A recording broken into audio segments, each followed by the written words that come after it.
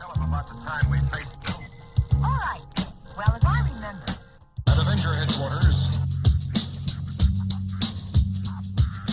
Because united, the Avengers are strong. Welcome to the Marvel Evolution Show with myself, Andy Stead. And I'm Jarian Gibson. And I'm Alex Straub. I thought you'd fallen asleep for a second there, Jarian. I thought you missed it. I thought you missed your cue. Yeah, welcome. We're back. We're back. It seems like it's been ages since we've been on. We've had a slightly extended break. We missed last week. You know, life got in the way, and you know, we have other things that crop up, and it's kind of an emotional day, I guess, isn't it? Really, for both sides of the Atlantic at the moment. You know, you guys obviously thinking about 9/11, the 21st anniversary. Am I right in saying that? 21st anniversary of that horrible day. And obviously, this side of the Atlantic, we're mourning for Queen Elizabeth. So it's quite a sort of a strange atmosphere in the world over this weekend. But nonetheless, as our Queen would have said, the show must go on. And here we are. The show is going to go on. We've had D23 over the weekend. We're going to come back to another show after this one, talking about the things that happened at D23 and the news of the last sort of week or so. But this show is going to be about catching up with where we're at on She-Hulk. So we've got 2 episodes of She-Hulk really to talk about. But before we do that, let's just go through some pleasantries. Alex, how are you, my friend? Good. Had a nice little stormy weekend. Stayed mostly inside, so that was nice. And I, you said earlier that you'd bought some new Funkos. Yeah. I actually, weirdly enough, yesterday, they made an announcement at D23. I'm not going to go into it, but I was already looking at a Funko for the original version of that character. So when I was looking at it last night, it was on clearance, and I was like, "Oh, well, I might as well just go ahead and buy that one." There's an excuse to buy another Funko. Might as well justify it somehow, right? So. That's what we do. That's what we do with addictions, don't we? We justify them somehow. Yeah. Jarian, how are you? Good. Still playing football, soccer. My son's in soccer too, so helping coach the boys team now, and just trying to lose some more weight and get in shape. That's about it. Excellent, my friend. Excellent. There's so I guess obviously the coaching is voluntary that you're doing. Yep. Yeah, and I tell you what, I've been doing voluntary coaching this is the start of my 21st year doing it now. So I've been doing it for quite a while. And there's something about giving up your time for other people, and getting nothing back. No, that's not true. No financial or anything like that. You're not doing it for money. You're doing it for the love of doing what you do. And there's something about that can really inspire you and motivate you to carry on. So good on you. I'll be looking at buying job lots of comics because my youngest son, I've got all these books up here. I've got a collection of 150 graphic novels, must cover the sort of, I don't know, it's probably the equivalent of 1,000 comics, but he just can't read a book. So he just wants to read comics. He just wants the paper comics, which is fine. I haven't got a problem with that. But so now he's like, we have to go and buy a single comic, and then he'll go and buy another single comic. So I just want to go, right, there's 50. Go and read. It's so weird. I'm a big fan of comics themselves, and I have a few graphic novels, but I buy comics more than I buy the actual graphic novels and stuff like that. I just refuse to buy them. I don't know why. I can't bring myself to buy them. I think it's obviously a preference, and it's obviously something about the it's something tactile, maybe. It's the same. Is it the same or a similar thing to when you have music on your iPhone or on Spotify or iTunes or wherever you have your music, but there's something about having a CD collection or a vinyl collection where you can flick through.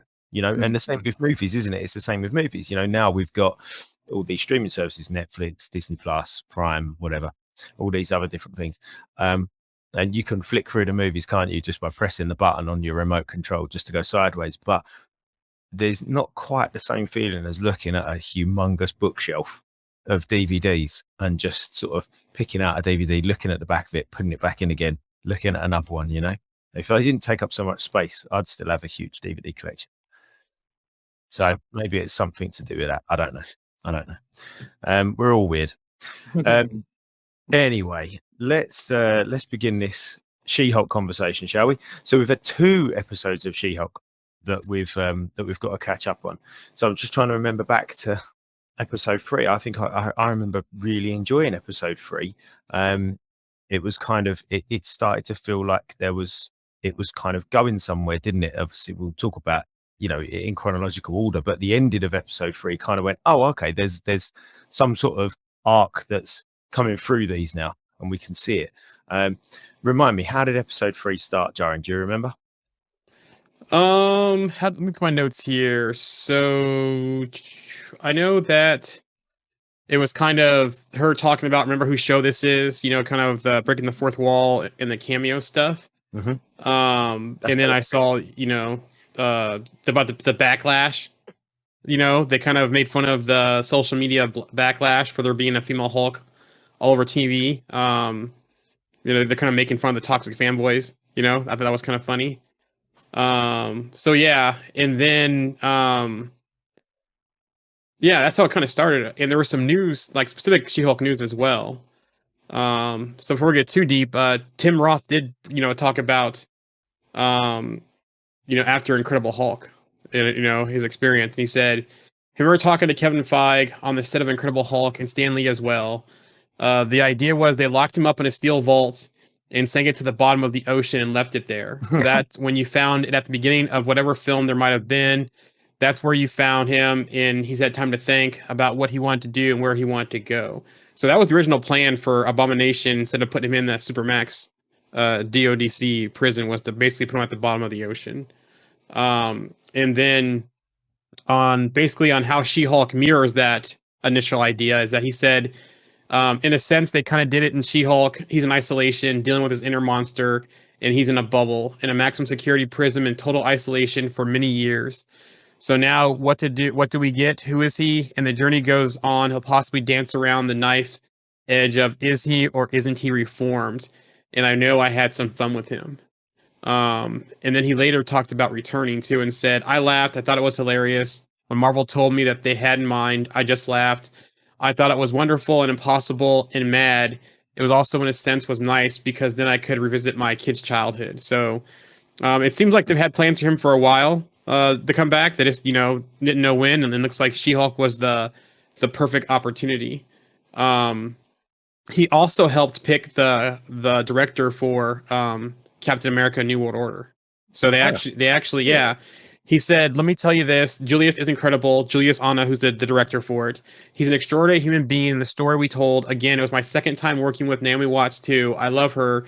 She's one of the funniest humans you'll ever meet, but Julius is extraordinary, and I didn't know what he was doing. He was doing that. They came to me and asked about him. I wrote letters and stuff. I'm so glad. If you know what, they're in safe hands. I'm so pleased. I didn't know. You just told me I didn't know. So basically, Marvel asked him because he worked with Julius on previous films.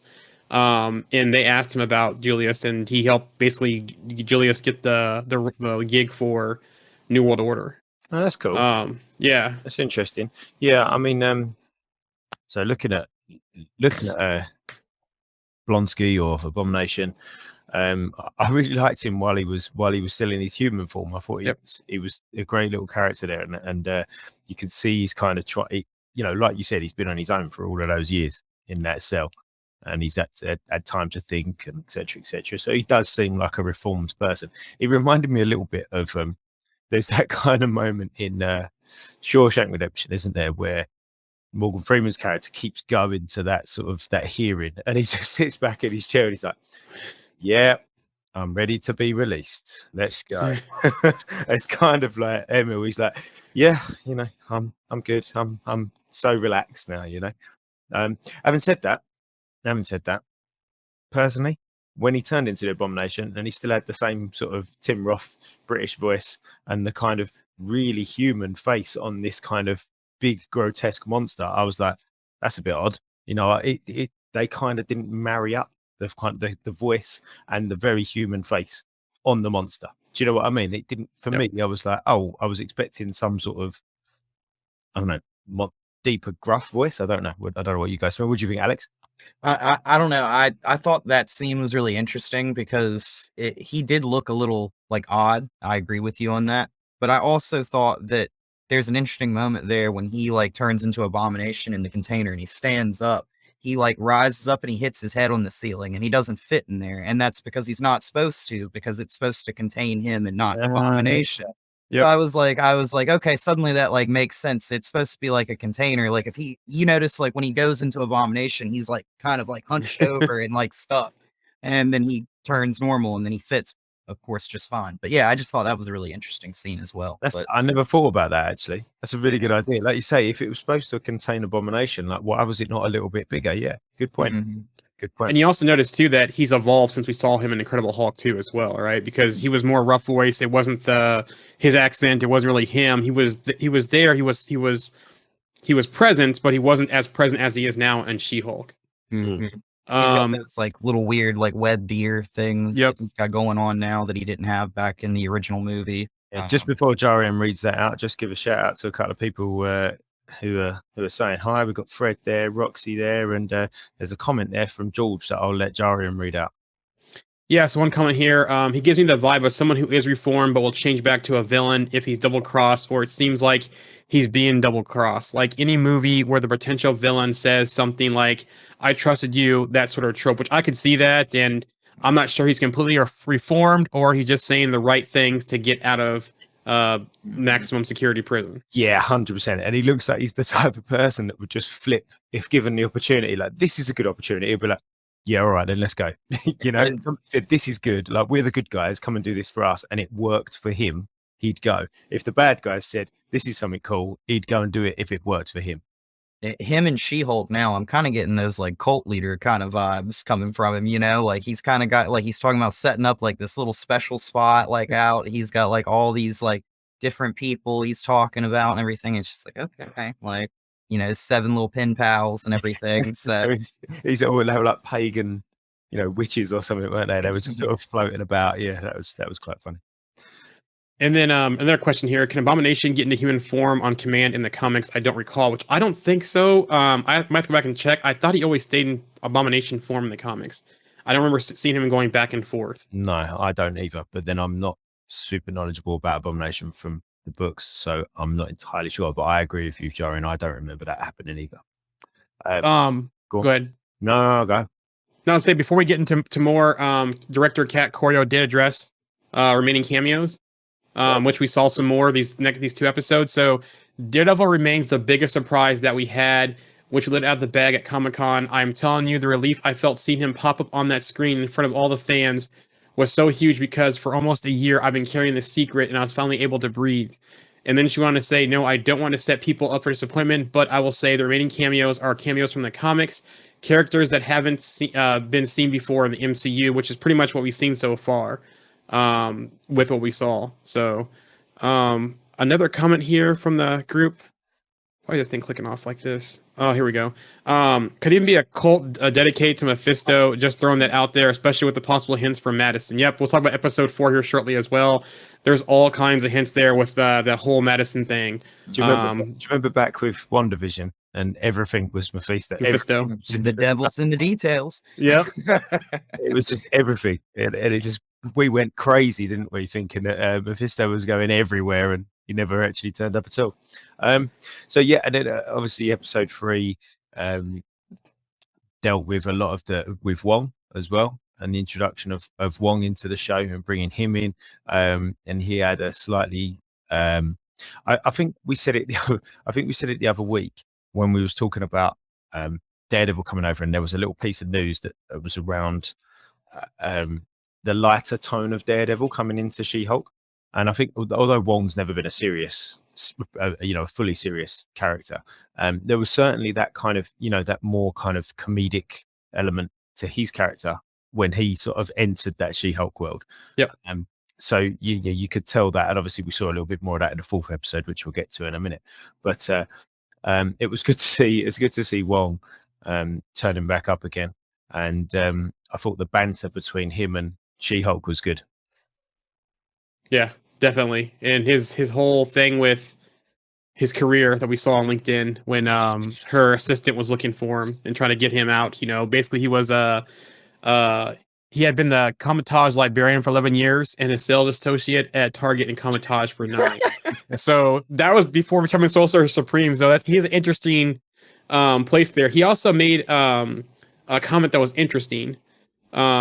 That he offers, offering to help, but refused to erase everyone's memory. So that was kind of a wink at Spider-Man No Way Home. Yeah. And then he offers to put Emil in the mirror dimension or the shadow dimension, but Jen tells him no.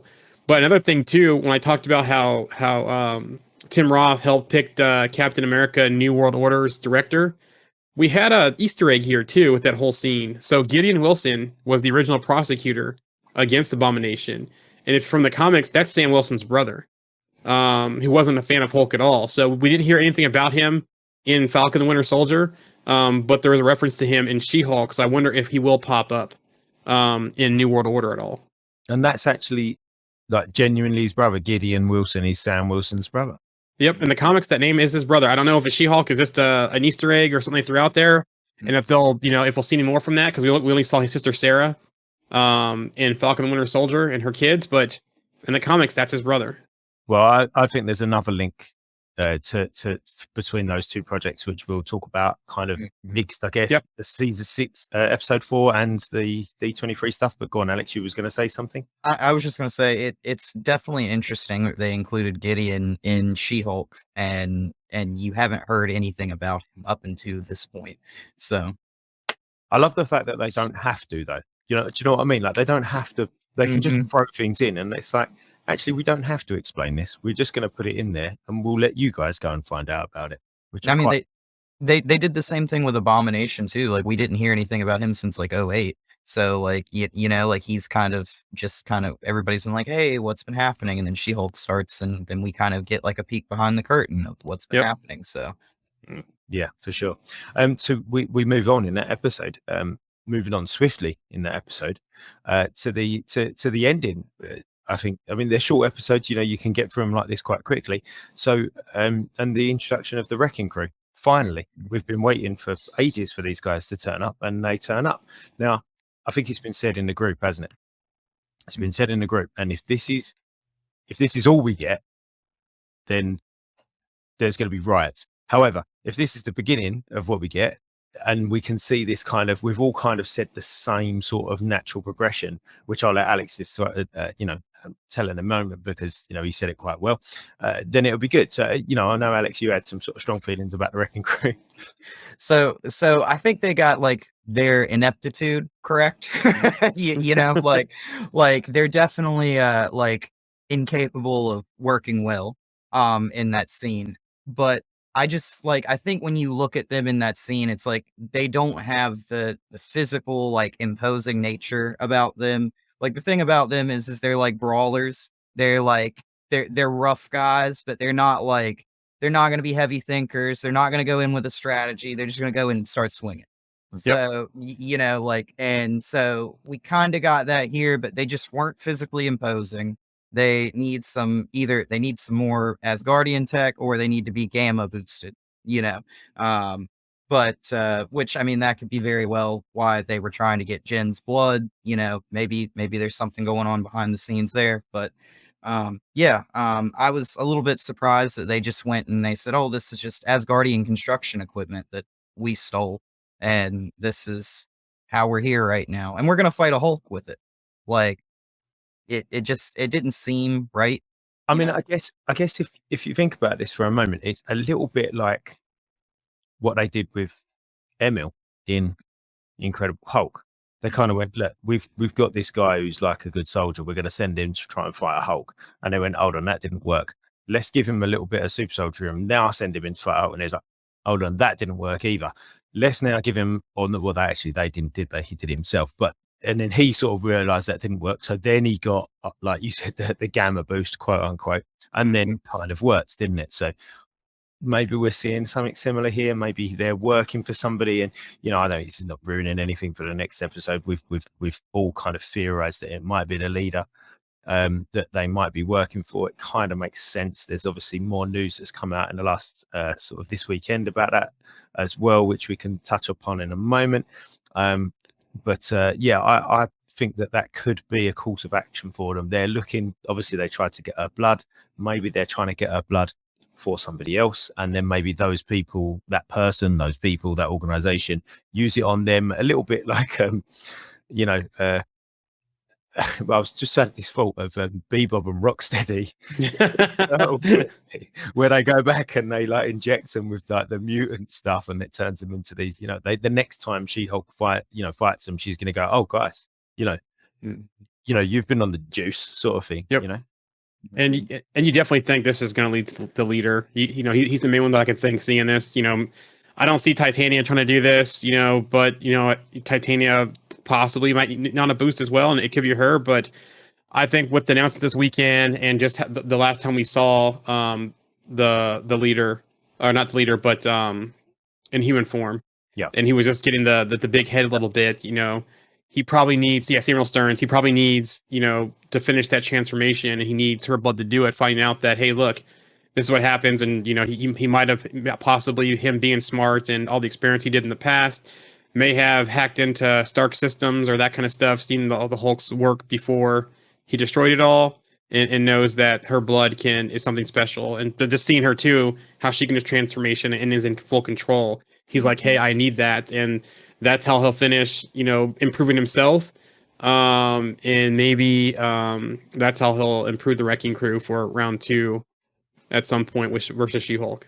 Yeah. If they don't bring the Wrecking Crew back at least once or twice in this show, I'm going to be kind of disappointed, because I feel like they need to come back, get stomped again, and then disappear for another episode or two, and then be like, all right, we're back for a third round. And she's like, really? Again? Like, come on, dude. Like, for each round, they come back a little bit more, not even more prepared, really. They never just more force to be reckoned with. Yeah. Not really like a force that's like a threat, but more of just like one that's just a little bit more of a pain to deal with. Yeah. And I think, like you said, their ineptitude and their sort of bumbleness, like bumbling through a plan that they've kind of, this vague idea of a plan that they've got, I think fits really well into this show.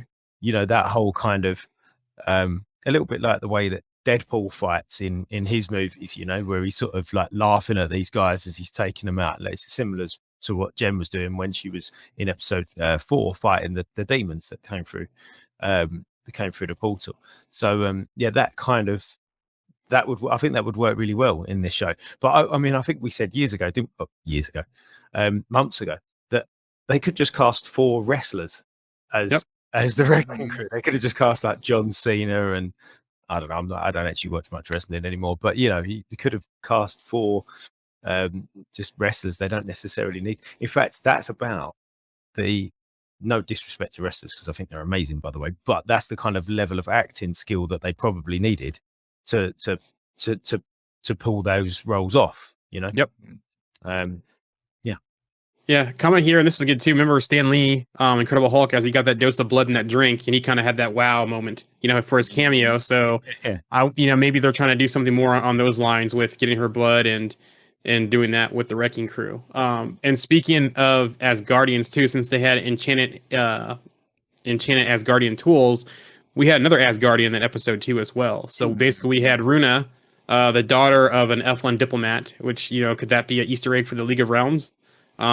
She was formerly stationed on Asgard, and now in New Asgard on Earth, Alfheim reference, League of Elves. So there's some Easter eggs there. And it's funny because Jennifer Walters made that comment, a cameo every week type of show. And so we're seeing that she's a shapeshifter. She took her old DA friend defrauded him for $175,000, as Megan Thee Stallion. But also too, Runa. That name Runa is also Valkyrie's real name in the comics too, so that was also interesting as well. Oh, okay, that's interesting. Yeah, that is interesting. I didn't know that. Yep, nice. Yeah, she was a fun little character. I think overall, I actually really enjoyed episode 3. I thought it was really good. It was sort of fun, but kind of it did progress the story a little bit. Moving on to episode 4, I enjoyed it, but I don't think it kind of did anything. Like I say, it was fun, but Mhm. nothing really happened. Do you know what I mean? I don't, Yeah. like for me, I didn't feel like nothing happened. I don't know what. I don't know what you- It felt like filler to me. Like Mm.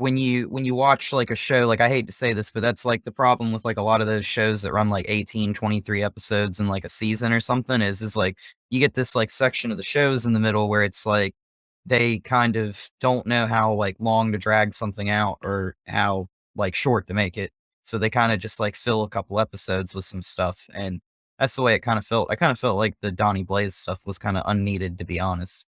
Mm. Like, Yeah, it was that typical Disney Plus show filler episode, but it did move a little bit because it kind of got her to saying, okay, to be more comfortable in her skin, kind of get out there. You know, she's dating, she's helping Wong now, so it's kind of moving that portion along. Real quick though, on episode 3, there are 2 more things I want to bring up real quick. Yeah, The go- the QR code for episode 3 is Savage She-Hulk number 2. But then also too, when she was entering or leaving the prison, did you hear like the reference about Powers from Mafia hit gone wrong, which Yeah. could be her origin from the comics, but also could be a Punisher Easter egg as well, depending where they go with that. But I'm leaning more towards her comic origin versus being a Punisher Easter egg. Yeah, a nice little So- nod to that. Yeah, I Yeah. picked up on that, and that was I thought that was quite a nice touch actually. and they also made a quick remark, if I remember correctly, about power dampening. Like, didn't they make like a remark about like Yeah, he has to wear yep. Yep, with like some kind of power dampening thing, which I think Yep. is strange because we see him later on, and there's a Funko of him in clothes as Abomination. Like, so obviously he already breaks that rule, you know. Mm. His soulmates and whatever compound he's going to, you know, which Mhm. I thought was going to be a Thunderbolt Easter egg, you know, but honestly, that was disappointing. So, anyways, Mhm. episode 4. So one more thing, you know, everyone's up in arms about the cameo from Megan Thee Stallion and the twerking at the post credits. I'm just like, you know what? Go read a She-Hulk comic. There's all kinds of stuff in the comics. I think we had this side discussion in one of our group chats, and it's like she goes to bachelorette parties and strip clubs with Sue Storm and crew and all of them. You know, Medusa's, you know, basically tossing ones that wants to toss ones at strippers. Go read She-Hulk comics before you say about the whole twerking thing, because there's stuff there in the comments with She-Hulk and things she's involved with some of the other female superheroes. Everyone just calm down with that stuff. All right. Yeah, I agree. I mean, whether you like it or not, it fitted in with the show, and it was just, you know, whatever. Who cares? You know, calm down. Yeah. But yeah, I mean, I must admit, I was a little bit like RMC. I know RMC's listening at the minute. I know he can't type a lot because he said he was driving, but he's listening. And was it RMC or somebody else? Somebody said, "Who was that?" And that was exactly what I was like. I was like, I don't even know who this person is. And it was only when you, Alex, said, "Oh no, it was they done this Yeah. song," and I was like, I vaguely know the song, but I don't really know who that is. Yeah. Same. Yeah, and she's done WAP, she's done Hot Girl Summer, she's been in the news for a couple of things. So yeah, I think I think I've seen her like at Saturday Night Live one time. That's why I know who she is. And then I had asked my wife more because she knew, but right. Okay. well, side note, I actually looked up. I didn't realize that she had acted in as many things as she had, because she actually has been in, I think, Okay. like a couple of TV shows, I think too. So I could be wrong on that, but yeah, like I looked her up. I didn't realize she had been acting as much as she had been. So Okay. I was talking to my wife about the social media stuff and the comments on it, and she's like, people are really getting upset about that. She goes, they talked about Cap's virginity, you know, earlier, Cap's an effer. I'm like, there's other things, America's ass, you know, in the past. I'm like, there's other comments that have been made to the MCU, you know, Tony Stark's, you know, being promiscuous, all that kind of stuff, but that's what people are getting upset about. My wife was like, really? Yeah. So Yeah. For people are sensitive. yeah. So sensitive.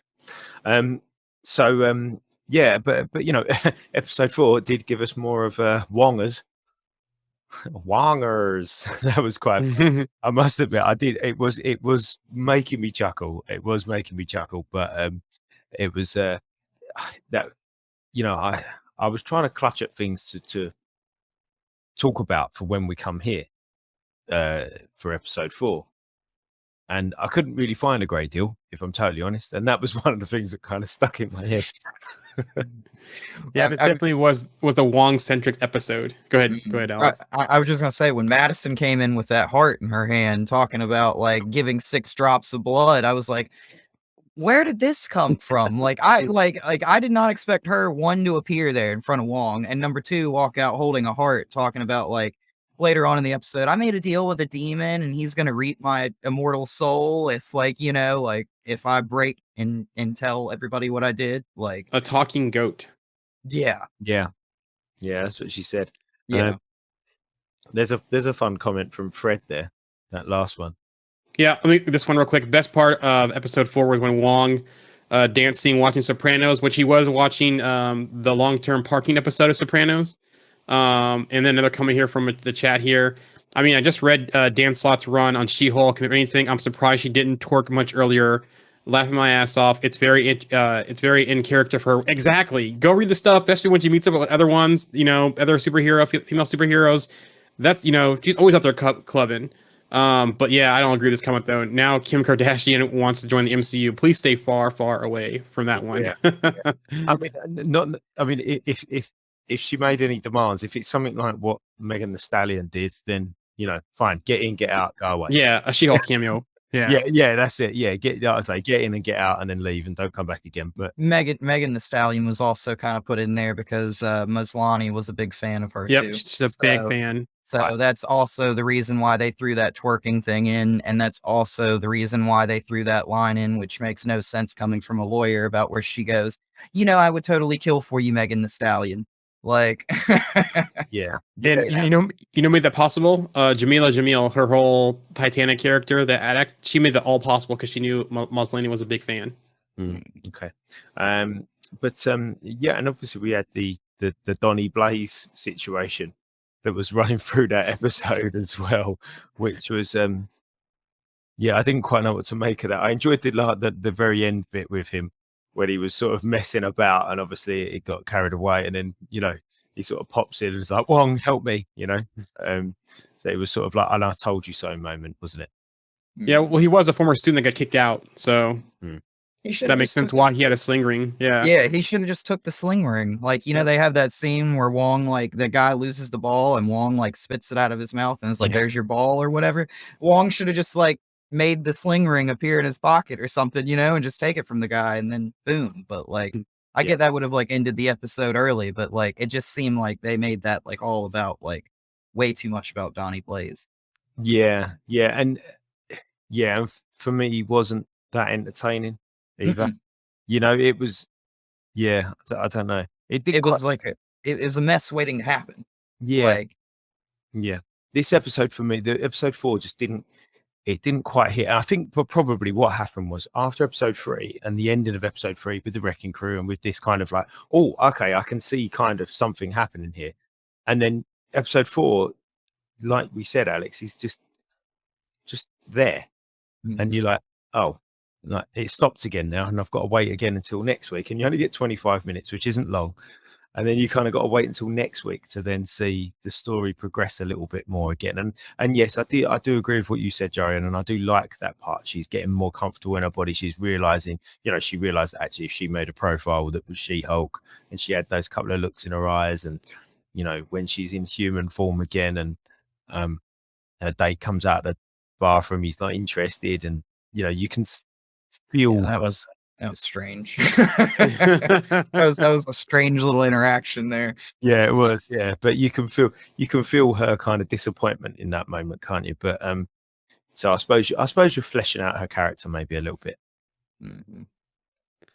So some stuff here in the group chat. Could even be a cult dedicated to Mephisto. Just throwing that out there, especially with the possible hints from Madison, which that did feel like, could that be Mephisto's realm? Could that be certainly some Easter eggs for Ghost Rider or for other demons coming out of there and so forth? Especially we know that, there are some darker things coming. Another one here about Donny Blaze. Do we think he's going to be Ghost Rider, or will he be set, the way to introduce Johnny Blaze, possibly family member? I don't think they're related. I think it could be some kind of joke type thing they're doing. I don't know. Yeah, I definitely think that's an intentional choice of name. I mean, they were saying it was, he was saying like do the fire thing, wasn't he? Like he's sort of the old guy was saying, oh, do the fire thing, do the fire, and the name Donny. I mean, Donny Blaze, Johnny Blaze, it's too similar to sort of be a coincidence. They must have kind of done that as a little, little nod, maybe. Yeah. Either that or they were trying to generate hype and make Yeah. us question, whether or not like, oh, this is somehow related to Johnny Blaze. Like what? Like Yeah, they know what they're doing, don't they? Like the Mhm. Madison thing, like that'll probably lead absolutely nowhere. Talking to a talking goat, that'll probably lead nowhere. But they know what they're doing. They know that that's what it creates. It creates these moments, doesn't it? Yeah, another comment here. I think Donny Blaze thing has as much meaning as Ralph Boner, but don't give up on Ralph Boner yet because I think that's going to tie into Wonder Man Mhm. from what I've been reading and hearing. So, another one here says, all I got to say is this show isn't very friendly to people who haven't seen The Sopranos. Yeah. I have not seen The Sopranos, so Yeah. I think So, it, but yeah, I've watched all of it, and I've probably rewatched it a couple times as background noise, so it's a good show. But my thinking here is, I don't know, we'll see how the season ends to see if any of these things tie into anything, whether it's Johnny Blaze or Madison or the Talking Goat or that realm she came from. Interesting to see if that comes up for anything. I'm not sure if I saw this one either. Someone's saying here there was a Ghost Rider poster earlier in an earlier episode. I don't remember that. no, I think Which I think that was the look on the stand. Oh, for Donny Blaze. Yeah. I think that's what that's RMC. I think that's what he means. Okay. Not sure. If you can type RMC, then let us know if that is what you mean. But I think that is what he means. What are the chances that we would get Donny Blaze and a possible Mephisto reference? Like that's just a weird choice of a name and a possible weird reference to a character related to Ghost Rider. Yeah. I think they've kind of. I was just thinking about this and a way to present this next sort of not argument but thought. And after Moon Knight, I remember coming on and talking Moon Knight with you guys on that weekly basis back when that was up, and it was all more about. It was just about the show. It was just about Oscar Isaac's performance. It was just about the sort of that one show. We weren't getting carried away with any. It was very focused, wasn't it, on him and on that show. Where this, it's almost like we could talk about anything if we wanted to. We could talk about Asgardian weapons. We can talk about the leader. We can talk about Sam Wilson's brother. We can talk about Abomination. We can talk about. Do you know what I mean? We can go anywhere. We're now talking about Ghost Rider and Mephisto and Ralph Bonner, and we can go anywhere with this. So it's this is a different discussion. I was just sitting here comparing this discussion right now with all these little references and hints and Easter eggs to discussions that we had at the beginning of the year when we was talking about Moon Knight, and they were totally different discussions, weren't they? I think the difference here is the scope, and the scope for say She-Hulk is, I mean, you've got magic users, you've got brawlers, you've got like all these different types of characters, whereas earlier it was like, like when you look at Moon Knight, we didn't even know if any of that was all in his head or if that was an actual like real thing he was going through until we got to the end of that show.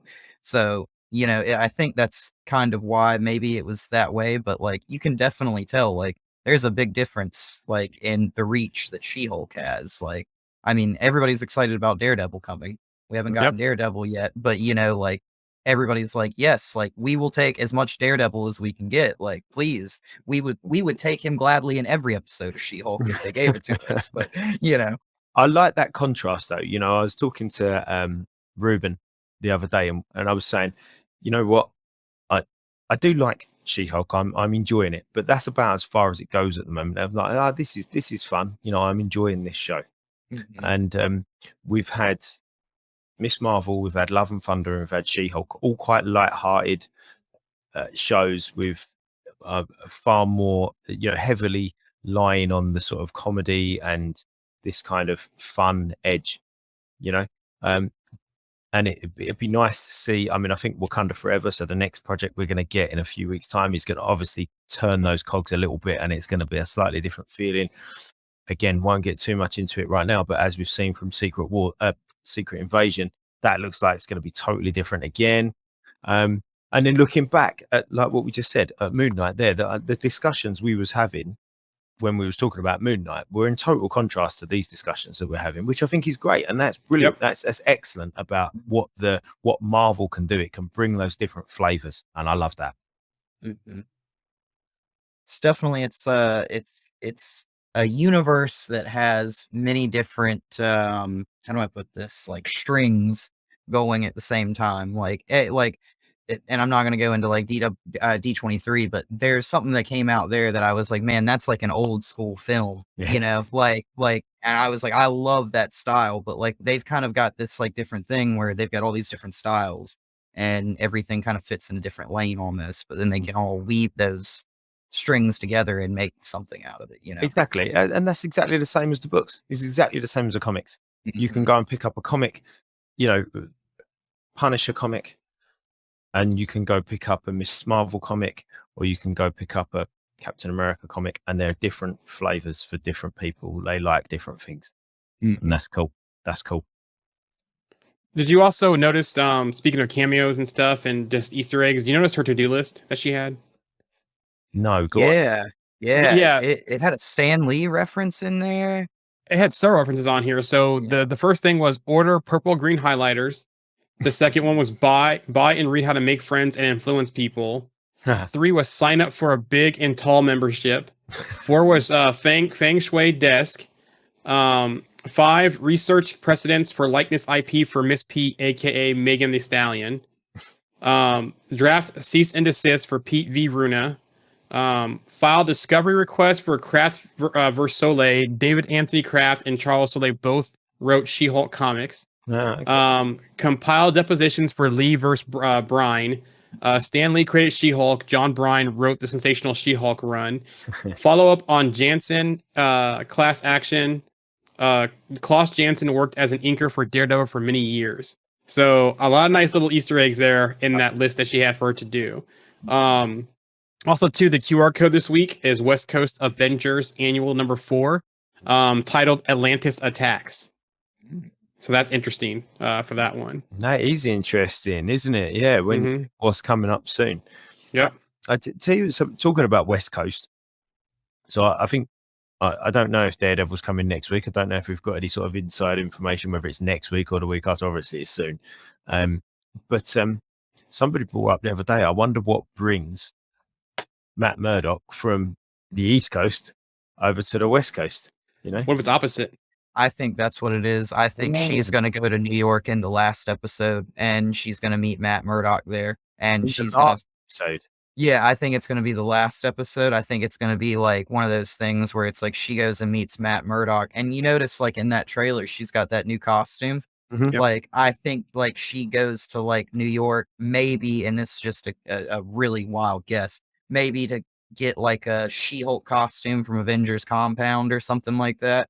And then meets Matt Murdock while she's there, or something like that, you know? That kind of makes sense. I hope that doesn't Yeah. happen in the last episode, though. I hope that Mhm. it's sort of next week or the week after, and we get Matt Murdock for a couple more episodes. And just, I'd like to see him in maybe 1 or 2.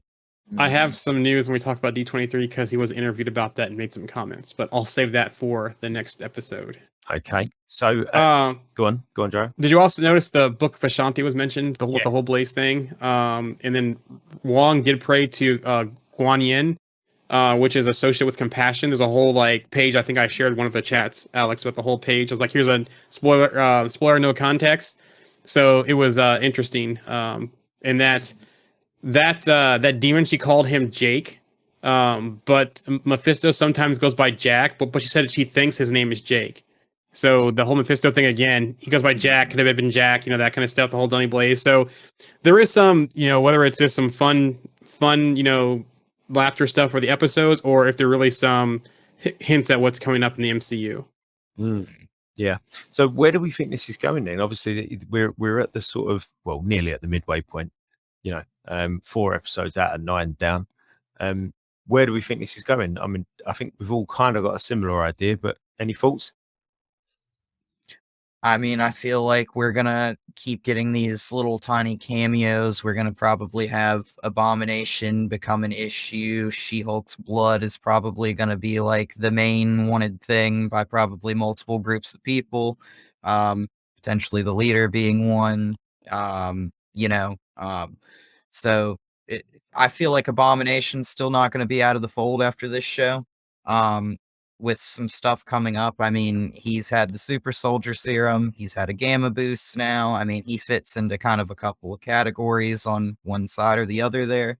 So, you could put him in a Hulk project. You could put him in a Captain America project. So, Speaking of, Also, I was going to say, speaking of Hulk projects, do you think we're going to get? I'm not saying we're going to necessarily see any more of Bruce. Do we think we're going to get any more information on Bruce, or any more hints on where that went or he's going in this season of She-Hulk, yeah I feel like that's probably the last we're going to see of him until probably like World War Hulk or whatever they choose to do with him. Like, it seems like they kind of left that kind of ambiguous on purpose, and we don't know when he'll even return in the MCU, to be honest. Let's face it, it's not the first time Hulk's just sort of gone off. Age of Ultron. Yeah, it's that all over again. Like, He's leaving and everyone's like, where's he gone? I don't know. God knows. Yeah, so I don't know. I think we could end up with multiple Hulks come out of this. Not just the leader, not just the Wrecking Crew getting a Gamma Boost. I think it's going to go into like a possible Hulk pandemic, maybe. I could say that, I also think that this is going to set up... I could see Bruce back in a season-ending post-credits. Kind of like, you walk in the place, he walks back in and Earth's on fire with Hulks, and that's how we lead into World War Hulk. But I can also see this leading into another property as well, and we'll talk about that when we talk about the D23 stuff, because we know who a villain is going to be for one of the properties. Mm-hmm. So I could see the ending of this going either way. My biggest wonder, though, is that since we've had Wong now for 2 to 3 episodes, where's the end game with Wong in this? Is Wong going to be more like a mentor to She-Hulk? Is Wong going to be kind of the new one that kind of forms some new teams? Because we've seen Wong in Shang-Chi. Wong's kind of popping up everywhere now in the MCU in these more recent phases. So what's Wong's end game with this? Where's he going to go with things? Yeah, I'd quite like to see a little sort of surprise cameo coming out of this. Somebody that we didn't really expect to see. Obviously looking forward to seeing Daredevil, but just someone like, maybe even like Shang-Chi. Just or Katie even. Yeah. Just sort of linking it to a project that we would have gone like. I mean, I know obviously we've had the Abomination Wong thing, which kind of linked it to Shang-Chi, but actually having Simu Liu in there or something, and just saying, actually, look, we're sort of pulling out all the stops for this show. What if the person that wants She-Hulk's blood is somebody like Sharon Carter? It could be Power Broker. Yeah. And linking it to so there you go, linking it to Sam that way. Yeah. Okay. Yeah. Don't mind that. Or maybe she's trying to get the blood for Samuel Stearns. And something else out. Maybe. Yeah. Okay. Yeah. Yeah. No, that was brilliant. Go on, John. You talk. No, you're fine. I'm just like, this show could go anywhere. We could places that we can even think about right now. It's She-Hulk. Comics wise has been all over the board. What people just interacted with. We could even have Deadpool even show up in an episode as a sitting there like when she's sitting there somewhere just waving or making some comment at her. Yeah. Interesting. Okay, so we've got another show coming up straight after this one. We're going to have a small break any moment now, and we're going to be coming back and we're going to be talking about those D23 announcements yesterday and any other pressing news that we've had over the last sort of 10 days or so. So unless anybody's got anything else they want to say about She-Hulk, we're going to go and have a drinks break for 5 minutes, and then we'll be back for our next episode. Alex, Jerome, we got anything we want to add? Yeah, just know that Twitter people, thanks for being watching the stream and increasing the stream watching numbers. We still can't see the chat in here, so we're not ignoring you. If you do want to interact, head over to the Facebook page, Facebook group, Twitch, or YouTube. We can see it there. Once I get a better machine, I will monitor the Twitter chat more. But we're in the stream and we're having Twitter up, just kind of bogs things down. So I decided not to do that. Don't forget to like, subscribe, give us feedback to where you consume after the live streams. And then, always jump on, let us know your thoughts either during or where we post the content afterwards. Yeah, sure. Excellent. Alex, got any closing thoughts? No, I'm excited to talk about D23 though. I will say that. A little news first and then D23. Okay. All right then. Well, let's have. We're gonna reconvene in about 9 minutes. So for those of you that are listening live, we'll see you in 9 minutes. For those of you that are listening to the pre-recorded show, catch the next episode in your own time. Thanks for joining us. We'll see you again very, very soon. Thanks, guys. Bye. Why don't you tell them about the time we faced? All right.